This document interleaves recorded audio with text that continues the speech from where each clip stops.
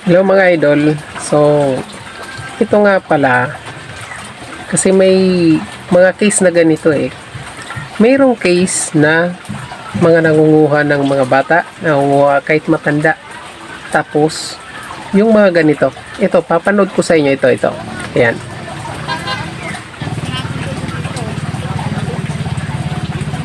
Dito po sa may balid, sa Kalumpang.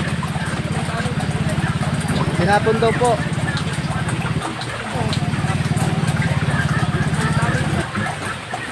O ayan mga idol. Marami ng kaso ang mga ganyan na mga nangunguha at kinukuha ang mga organ.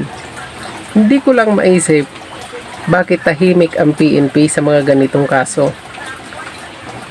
Tapos kahit paalala man lang sa taong bayan na mag-ingat dahil totoo yung mga ganitong kaso. Dahil meron ng mga nakuna ng CCTV, meron na din na mga nakatakas dahil dyan. Ito, isa ito sa sa nakatakas dahil sa mga ganyan. Ito.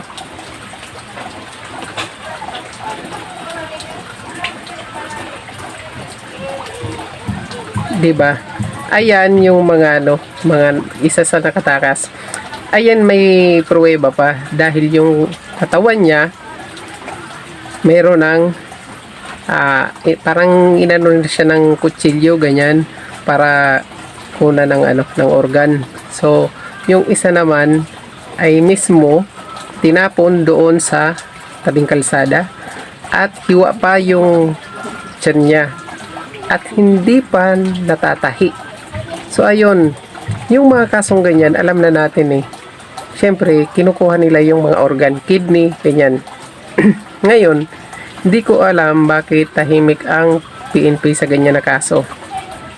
Sana naman i-checkpoint nila yung mga sasakyan tulad ng mga van, i-checkpoint nila kasi yan yung mga posibilidad na pinaglalagay nila, diyan nila isinasakay. At sana kung may makita sila, tanungin nila kahit yung mga makita nila doon na pasahero kung tulog, sana gisingin nila para malaman nila kung yun talaga ay tulog. Kasi yung sa pagkakaalam ko, meron kasi yan ng mga ginagamit na mga chemical na pinapaamoy sa kanila para manahimik o makatulog sila. Para hindi sila mahuli, ganyan. Kaya pinapatulog nila. Sana gisingin nila yung nasa loob ng sasakyan kung tulog man. Kasi kung sakali man na yun ay dinukot nila, ay makakahingi ng tulong mismo sa kanila at mahuli yung mga taong gumagawa ng ganyan. At sana rin wag niyong pag-initan ang mga motorista kasi hindi maisasakay dyan ang mga taong kinukuha na ng organ. Top box lang yan, top box, U-box, ang liit lang. Eh yung mga sasakyan, kayang isakay dyan yung mga kung anong mga illegal o yung mga armas, kayang isakay dyan. Yung mga tao na mga dinudukot, nandyan. Yan sana ang pagtuunan ninyo ng pansin na checkpoint, hindi yung mga motorista. Ang liliit ng motorista, kawawang motorista, at saka kawawa yung taong bayan dahil yung mga nakasasakyan, yan ang mga yan nila isinasakay eh. Kaya sana PNP, yun din naman, yun lang. Tulong man lang sa taong bayan. Huwag nyo pag-initan ng motorista. Tuunan nyo ng pansin yung mga sasakyan. Lalo na yung mga van. Ayan.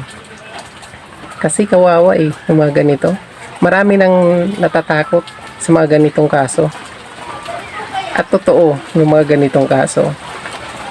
Eh sana naman,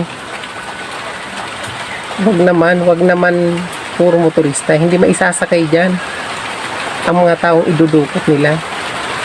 Yung mga sasakyan, yan ang dapat. So yun lang pa.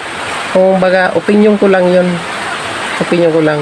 So comment na lang kayo kung agree kayo dun sa sinabi ko o hindi. Kung hindi kayo agree, skip nyo na to. Huwag nyo nang panoorin. Ayun lang. Salamat.